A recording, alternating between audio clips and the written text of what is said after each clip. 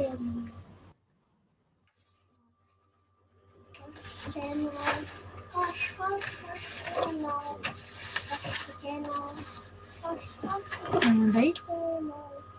kita langsung mulai saja untuk presentasi tentang kasus sesuai dengan yang sudah ada di pembagian. Ini yang mau presentasi siapa, nggih?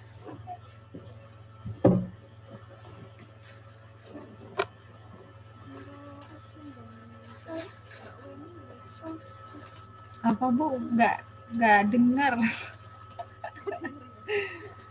Mbak Weni Bu, yang sindrom Down.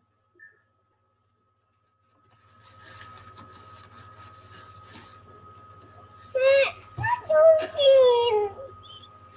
Dasarku ya.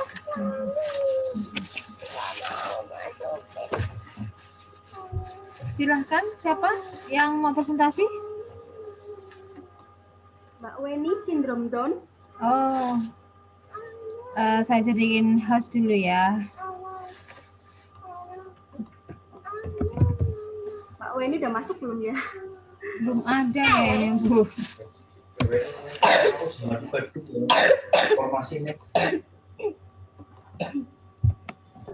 Yang udah masuk dulu apa Bu? Ya, silahkan. Mbak Fajar Sari. Mbak Fajar Sari. Fajar Sari ini ya.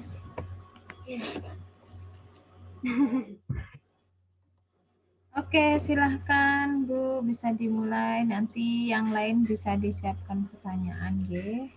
Bu Fitri jadi moderator nggih, Bu, nggih, biar nanti kalau ada yang mau bertanya bisa dipandu. Silahkan.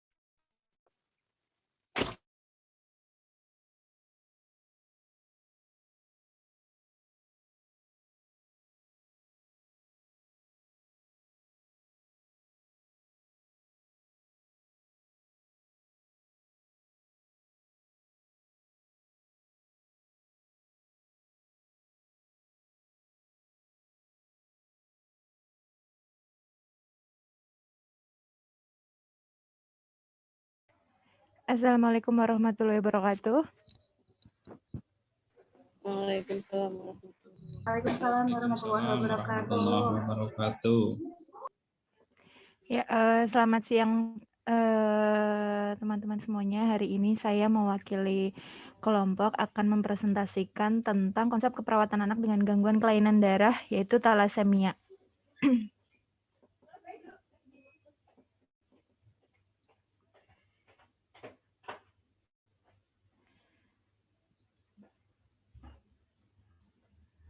PPT-nya sudah muncul di layar ya? Sudah Mbak Fajar. Ya, baik. Sudah, Mbak. Langsung saya mulai aja. Yang pertama dari pengertian thalassemia. Thalassemia adalah penyakit bawaan di mana sistem tubuh penderitanya tidak mampu memproduksi hemoglobin yang normal. Sindrom thalassemia merupakan kelompok heterogen kelainan darah yang ditandai oleh defek yang menyebabkan berkurangnya sintesis rantai alfa ataupun beta globin. Etiologi thalassemia dimulai dari ketidakseimbangan dalam rantai protein globin alfa dan beta yang diperlukan dalam pembentukan hemoglobin, disebabkan oleh sebuah gen cacat yang diturunkan. Thalassemia digolongkan berdasarkan rantai asam amino yang dikenal dengan dua jenis yang utama, yaitu yang pertama alfa thalassemia, di mana ini melibatkan rantai alfa, yang kedua beta thalassemia melibatkan rantai beta. Selanjutnya untuk klasifikasi talasemia ini terbagi menjadi 3. Yang pertama itu ada talasemia minor, yang kedua talasemia mayor, yang ketiga talasemia intermedia. Untuk tanda dan gejala talasemia, semua talasemia memiliki gejala yang mirip, tapi beratnya bervariasi. Sebagian besar penderita mengalami anemia ringan pada bentuk yang lebih berat. Misalnya beta talasemia mayor, bisa terjadi sakit kuning atau jaundice, luka terbuka di kulit seperti ulkus ataupun borok, batu empedu, dan juga pembesaran limfa. Sumsum tulang yang terlalu aktif bisa menyebabkan penebalan dan juga pembesaran tulang yang terutama di tulang kepala dan wajah. Tulang-tulang panjang menjadi lemah dan juga mudah patah. Anak-anak yang menderita talasemia akan tumbuh lebih lambat dan juga mencapai masa pubertas yang lebih lambat dibandingkan anak lain yang normal.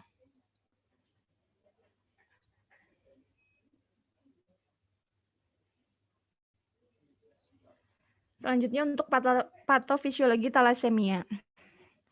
Talasemia beta itu dengan berkurangnya sintesis beta globin.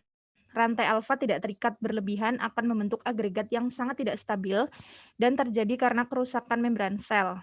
Selanjutnya, prekursor sel darah merah dihancurkan dalam sumsum tulang.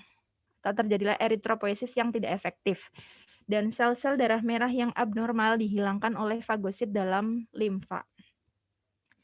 Talasemia alfa disebabkan oleh ketidakseimbangan pada sintesis rantai alfa dan non-alfa, rantai gamma pada bayi. Rantai beta setelah bayi berusia 6 bulan. Rantai beta yang bebas akan membentuk tetramer yang akan merusak sel-sel darah merah serta prekursornya. Rantai gamma yang bebas akan membentuk tetramer yang stabil atau Hebbe bars. Dan tetramer ini mengikat oksigen dengan kekuatan ataupun afiditas yang berlebihan, sehingga terjadilah hipoksia jaringan. Untuk manifestasi klinisnya itu bisa letargi, pucat, kelemahan, anoreksia, diare, sesak nafas, ada pembesaran limfa dan hefar, ikterik ringan, penipisan kortek tulang panjang tangan dan kaki, juga disertai penebalan tulang kranial. Untuk prosedur penata laksanaan yang pertama itu ada transfusi darah rutin. Terus yang kedua ada splenektomi atau pembedahan pengangkatan limfa kalau misalkan sampai terjadi pembesaran limfa. Terus transplantasi sel induk hemopoietik yang merupakan satu-satunya pilihan kuratif. Ini direkomendasikan hanya untuk anak yang memiliki donor saudara yang sesuai. Terus resiko kerusakan organ karena kelebihan zat besi setelah transfusi rutin bisa diminimalkan dengan pemberian obat kelasi seperti desferrioxamin yang berikatan dengan zat besi dan memungkinkan zat besi diekskresikan ke dalam urin. Untuk pemeriksaan penunjangnya yang pertama bisa dilihat dari riwayat keluarga dan juga klinis. Terus yang kedua HB, MCV, MCH, hitung eritrosit dan juga apus darah. Yang ketiga tes solubilitas untuk HBS. Keempat elektroforesis HB untuk mengetahui kadar HBS dan juga HbA2. Kita masuk ke konsep asuhan keperawatan. Yang pertama pengkajian. Yang perlu dikaji adalah asal keturunan kewarganegaraan, terus umur pasiennya, riwayat kesehatan anaknya, riwayat pertumbuhan dan juga perkembangan, bagaimana pola makannya serta pola aktivitas, riwayat kesehatan keluarga dan juga riwayat ibu saat hamil.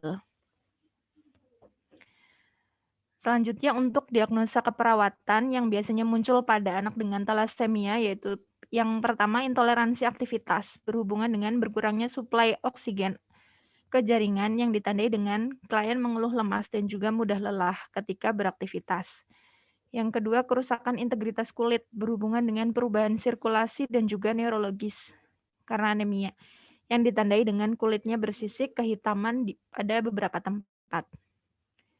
Yang ketiga, kerusakan integritas kulit berhubungan dengan perubahan sirkulasi dan juga neurologis, ditandai dengan kulit bersisik kehitaman di beberapa tempat. Maaf, diulang. Resiko terhadap infeksi berhubungan dengan menurunnya imunitas. Untuk intervensi keperawatan yang pertama, tingkatkan oksigenasi jaringan, pantau adanya tanda-tanda hipoksia, sianosis, hiperventilasi, peningkatan denyut apeks, frekuensi nafas, dan juga tekanan darah. Selanjutnya, berikan periode istirahat yang sering untuk mengurangi pemakaian oksigen. Lalu pantau penggunaan produk darah, kaji tanda reaksi transfusi seperti demam, gelisah, disritmia jantung, menggigil, mual, muntah, nyeri dada, urin merah atau hitam, sakit kepala, nyeri pinggang, tanda-tanda syok ataupun gagal ginjal. Yang keempat, pantau adanya tanda-tanda kelebihan cairan sirkulasi seperti naiknya frekuensi pernafasan, dyspnea, sianosis, nyeri dada, dan juga batuk kering. Lalu minimalkan atau hilangkan nyeri. Cegah infeksi, kaji tanda infeksi, demam, malaise, jaringan lunak, dan limfonodus meradang ataupun bengkak. Pantau tandanya komplikasi, kolaps vaskuler dan shock, splenomegali, infark tulang dan persendian, ulkus tungkai, stroke kebutaan, nyeri dada, dyspnea, pertumbuhan dan perkembangan yang tertunda. Intervensi selanjutnya, berikan penjelasan kepada anak sesuai usia dan juga tentang prosedur perawatan di rumah sakit. Beri dukungan kepada anak dan keluarga, serta anjurkan anggota keluarga melakukan screening bayi baru lahir dan juga anggota keluarga. Demikian presentasi kami tentang thalassemia. Terima kasih atas waktunya. Wassalamualaikum warahmatullahi wabarakatuh. Waalaikumsalam warahmatullahi wabarakatuh. Terima kasih Mbak Fajar. Untuk selanjutnya presentasi kelompok sindrom Down, Mbak Weni. Mbak Fajar, non sewu, hostnya Mbak Weni diterima dulu Mbak. Katanya masih belum bisa masuk.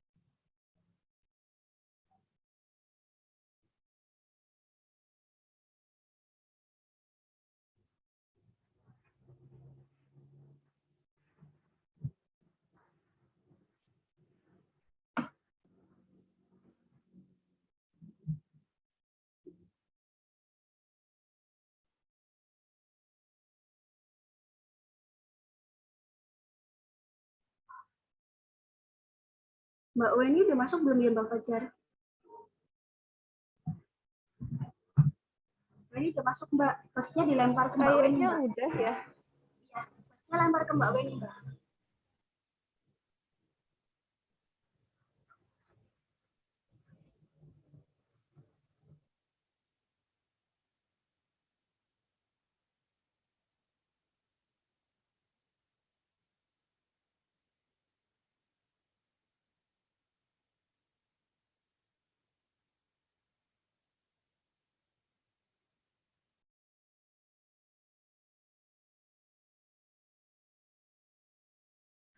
Udah Mbak Weni.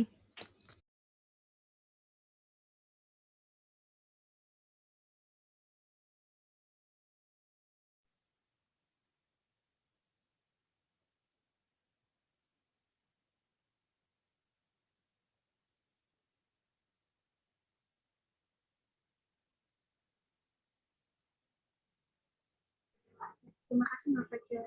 Lanjut untuk presentasi yang kedua, monggo. Dengan kasus sindrom nefrotik, Mbak Weni, silahkan.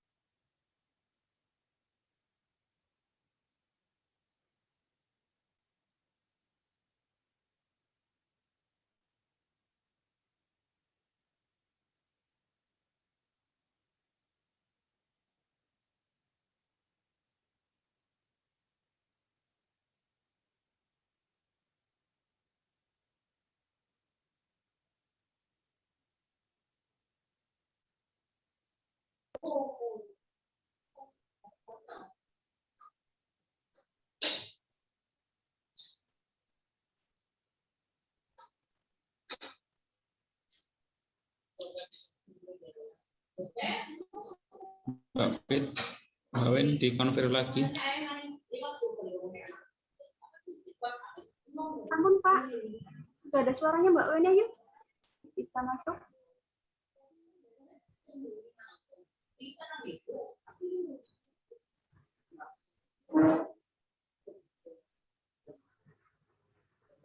Mbak Wen.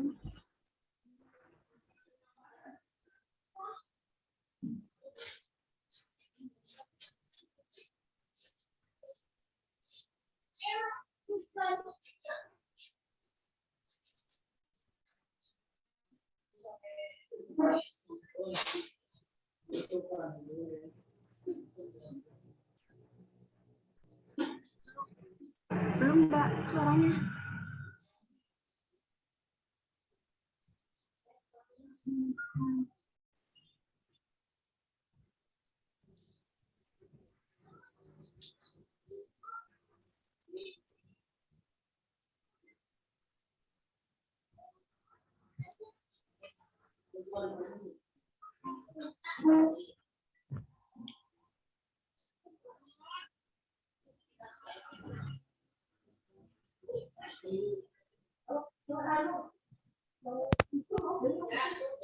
Jangan pakai headset coba Mbak, jangan pakai headset. Dengar tidak ya suaranya? Iya, Nah, iya itu. udah. Iya. Oh Ya. Baiklah. Assalamualaikum warahmatullahi wabarakatuh. Waalaikumsalam warahmatullahi wabarakatuh. Warahmatullahi wabarakatuh. 4 yang beranggotakan Weni Krismaryani, Valeri Nendi, Amelia, dan Pak Agus Fatoni. Di sini saya akan mempresentasikan patofisiologi dan asuhan keperawatan dengan sindrom nefrotik. Yang pertama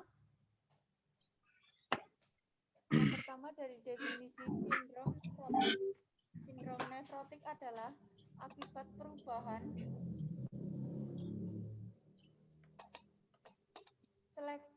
selektivitas permeabilitas dinding kapiler glomerulus sehingga protein dapat keluar melalui urin. Itu menurut Milawati 2012. Yang kedua ada etiologi. Etiologi yang pertama ada sindrom nefrotik bawaan, sindrom nefrotik sekunder, dan sindrom nefrotik idiopatik. Untuk manifestasi klinisnya, pada umumnya, pada pasien yang berumur kurang dari 6 tahun, pada waktu onset pertama kali, gejala yang timbul adalah influenza-like syndrome, pembengkakan periorbita, dan oligouria atau anuria. Selama beberapa hari, udim akan bertambah jelas pada seluruh tubuh atau anasarka. Adanya distensi abdomen yang disebabkan oleh asites. Yang keempat ada patofisiologi. Patofisiologinya ada peningkatan permeabilitas glomerulus terhadap protein plasma yang menimbulkan proteinuria, hipoalbumin, hiperlipidemia, dan edema. Sehingga kehilangan protein dari rongga vaskuler yang menyebabkan penurunan tekanan osmotik plasma dan peningkatan tekanan hidrostatik yang dapat menyebabkan terjadinya akumulasi cairan dalam rongga interstisial dan rongga abdomen. Untuk patofisiologi dari sindrom nefrotik ada sindrom nefrotik resisten steroid, sindrom nefrotik sensitif steroid. Yang dari sindrom nefrotik resisten steroid dapat yang menjadi faktor yang mempengaruhi hipervolemia, yaitu usia, suhu, diet, gaya hidup, jenis kelamin, dan ukuran tubuh, sehingga menimbulkan hipervolemia, perubahan nutrisi kurang dari kebutuhan tubuh, intoleransi aktivitas, gangguan integritas kulit, gangguan citra tubuh, ketakutan, dan risiko infeksi. Dampaknya bisa ditimbulkan dari hipervolemia, yaitu ada edema anasarka, gagal jantung, kerusakan integritas, dan penyembuhan luka lama. Untuk penata laksanaannya ada pengkajian, diagnosa, perencanaan, pelaksanaan, dan evaluasi. Untuk pemeriksaan penunjangnya ada pemeriksaan urin, darah, dan diagnostik. Untuk komplikasi dari sindrom nefrotik menurut Karisma tahun 2017, yaitu ada gangguan fungsi ginjal, infeksi sekunder, terjadi akibat kadar imunoglobin yang rendah, akibat hipoalbuminemia, ada shock, terjadi terutama pada hipoalbuminemia berat lebih dari 1 gm per 100 ml. Ada komplikasi lain yang bisa ditimbulkan adalah malnutrisi. Untuk penata laksanaannya ada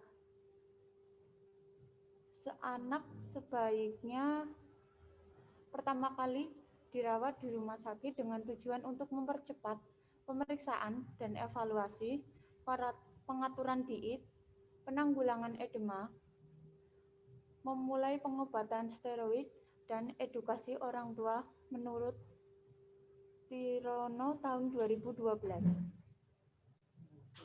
Untuk pengkajian menurut File 2014 ada kaji riwayat kesehatan terdahulu secara cermat, terutama yang berhubungan dengan penambahan berat badan saat ini, disfungsi ginjal, kemudian lakukan pengkajian fisik, kemudian observasi adanya manifestasi sindrom nefrotik dari penambahan berat badan, edema, wajah sebam, ansietas, kesulitan pernafasan atau efusi pleura, pembengkakan labial atau skrotal, edema mukosa usus. Untuk diagnosa keperawatannya, hipovolemia termasuk ke dalam kategori fisiologis dan subkategori nutrisi dan cairan. Penyebab dari hipovolemia adalah gangguan mekanisme regulasi menurut SDKI tahun 2017. Diagnosanya adalah hipovolemia berhubungan dengan mekanisme regulasi.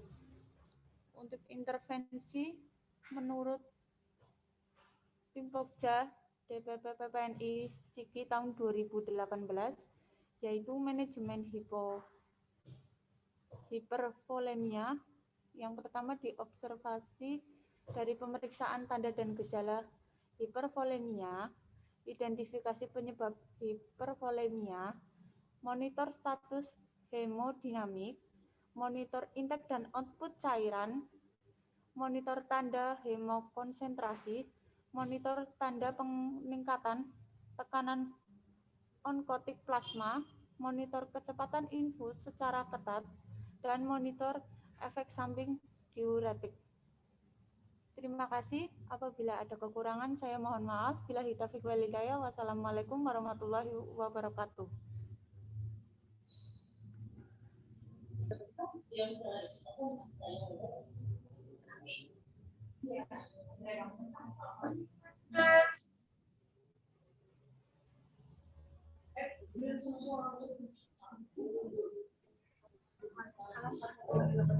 Terima kasih Mbak Weni. Lanjut untuk presentasi yang selanjutnya, materi leukemia nih. Yang selanjutnya siapa Mbak? Mbak Fitriana. Mbak Fitri. Oke. Iya, itu teman-teman yang belum bisa masuk di ACC dulu Mbak Wen. Oh ya, sebentar. Sebentar.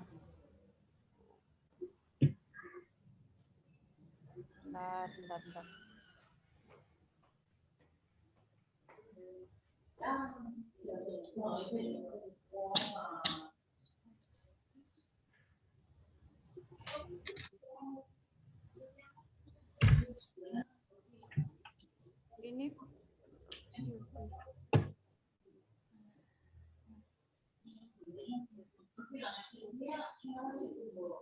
Oke, sudah.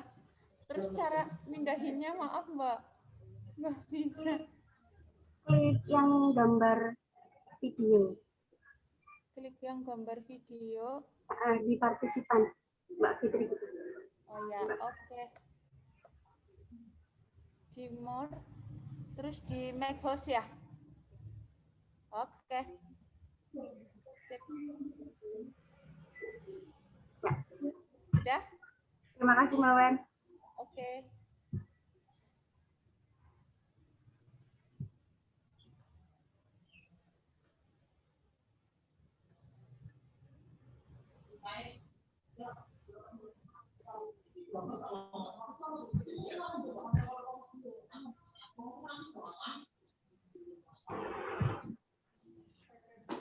Sudah kelihatan teman-teman? Kelihatan.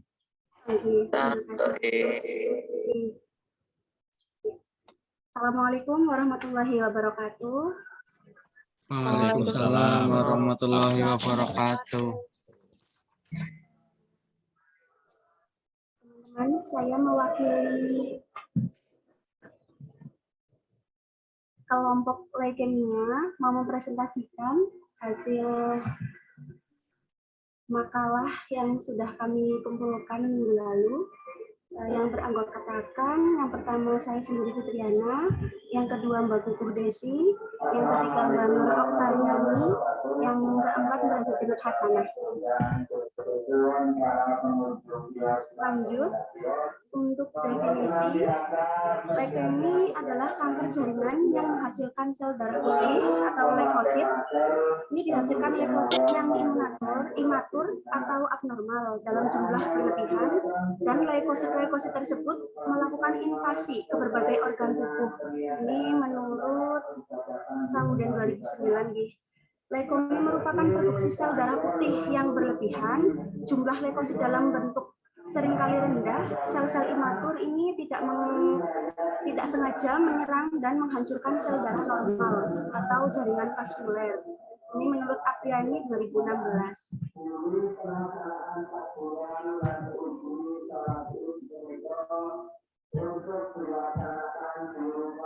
Selanjutnya, untuk klasifikasi, yang pertama akut lymphoblastic leukemia, yang kedua akut myeloid leukemia atau akut non-lymphoid leukemia, kronik myelogenous leukemia, kronik myelogenous leukemia, yang terakhir kronik lymphoblastic leukemia. Etiologinya, yang pertama memiliki anggota keluarga yang pernah menderita leukemia, kelainan kromosom, misalnya Down syndrome, yang ketiga kelainan darah, misalnya sindrom myelodysplasia, yang keempat kebiasaan merokok, selanjutnya pernah menjalani pengobatan kanker dengan kemoterapi atau radioterapi, yang keenam bekerja di lingkungan yang terpapar bahan kimia dan radiasi yang tinggi, misalnya benzina. Yang terakhir, faktor herediter, misalnya pada kembar monozigot. Manifestasi klinisnya sendiri, ini gejala awal yang mungkin muncul demam dan menggigil, tubuh terasa lelah meski sudah beristirahat, terus berat badannya turun drastis, gejala anemia, bintik merah pada kulit, mimisan, tubuh mudah memar, keringat berlebihan, terutama ini pada malam hari. Benjolan di leher akibat pembengkakan kelenjar getah bening, perut terasa tidak nyaman akibat organ hati dan limfa membengkak. Manifestasi klinik yang selanjutnya ini ada sakit kepalanya hebat, mual dan muntah, otot hilang kendali, nyeri tulang, linglung, terus kejang.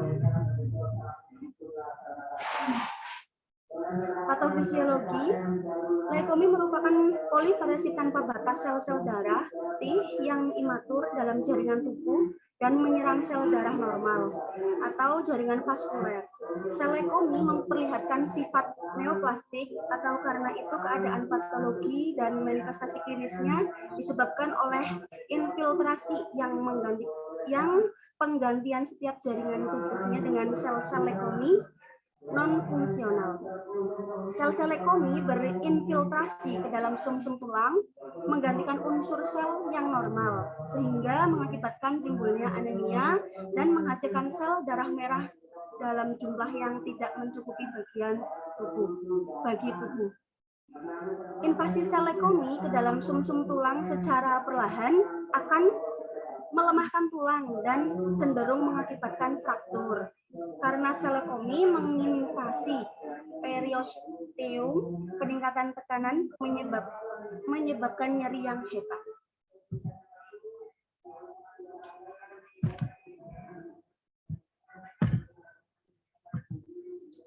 Pemeriksaan penunjangnya yang pertama tes darah, biopsi limfa, cairan cerebrospinalis atau liquor cerebrospinalis, aspirasi sumsum tulang, terus komplikasi yang muncul bisa pendarahan pada organ tubuh seperti otak, paru-paru, tubuh rentan terhadap infeksi, graft versus host disease-nya yaitu komplikasi dari transplantasi sumsum tulang, anemia hemolitik, tumor lisis sindrom, gangguan fungsi ginjal, infertilitas, sel kanker muncul kembali setelah penderita menjalani pengobatan, pada anak gangguan sistem saraf pusat, gangguan tumbuh kembang. Untuk penata laksanaannya bisa kita laksanakan kemoterapi, terapi imun atau imunoterapi, terapi target, radioterapi, transplantasi sumsum tulang, splenektomi, atau mengangkat organ limfa. Untuk pengajian yang dapat kita lakukan, identitas pasien, itu paling penting, keluhan utama, riwayat kesehatan sekarang, riwayat kesehatan dahulu, riwayat kesehatan dan kelahiran, riwayat pertumbuhan, riwayat psikososial, dan perkembangan. Yang selanjutnya, pemeriksaan fisik, keadaan umum, kepala, leher, mata, hidung, mulut, torak, abdomen, kulit, ekstremitas. Untuk diagnosa yang kemungkinan bisa muncul, untuk leukemi yang pertama itu resiko infeksi berhubungan dengan imunosupresi, yang kedua resiko perdarahan berhubungan dengan koagulasi inheren, yang ketiga nyeri kronis berhubungan dengan pasca trauma karena gangguan, yang keempat ketidakseimbangan nutrisi kurang dari kebutuhan tubuh berhubungan dengan kurangnya asupan makanan. Yang kelima, resiko ketidakefektifan perfusi jaringan perifer berhubungan dengan kurang pengetahuan tentang proses penyakit. Yang keenam, kerusakan integritas kulit berhubungan dengan imunodefisiensi. Selanjutnya, yang ketujuh, diagnosa yang mungkin muncul, ada hambatan mobilitas fisik berhubungan dengan kerusakan integritas struktur tulang. Yang kedelapan, gangguan citra tubuh berhubungan dengan program pengobatan. Yang kesembilan, kekurangan volume cairan berhubungan dengan kehilangan cairan aktif. Yang terakhir, hipertermi berhubungan dengan sepsis. Untuk intervensi keperawatannya, saya ambil contoh saja ya, ini untuk resiko infeksi. Untuk kriteria hasil, status imunitas nih, fungsi gastrointestinalnya normal, suhu tubuhnya normal juga, integritas kulit, jumlah sel darah putih absolut. Untuk intervensi, bersihkan lingkungan dengan baik, batasi pengunjung, terus tempatkan isolasi sesuai tindakan pencegahan yang sesuai, ajarkan cara cuci tangan bagi tenaga kesehatan, jaga lingkungan aseptik yang optimal, tingkatkan intake nutrisi, berikan terapi antibiotik yang sesuai, ajarkan pasien dan anggota keluarga mengenai bagaimana menghindari infeksi. Ini buat contoh, saya ambil intervensi perawatannya satu. Ya, terima kasih, sudah selesai. Untuk presentasi selanjutnya, autisme nih,